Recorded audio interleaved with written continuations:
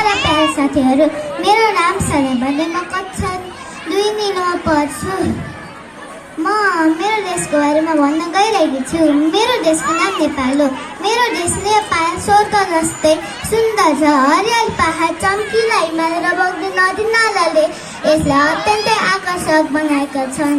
नेपालमा संसारको अग्लो शिखर सगरमाथा र भगवान बुद्धको जन्मभूमि लुम्बिनी पनि छन्। नेपाल शान्ति, प्रेम र सद्भावको भूमि हो। नेपालमा विभिन्न जाति, भाषा, धर्म भएका मानिसहरू मिलेर बस्छन्।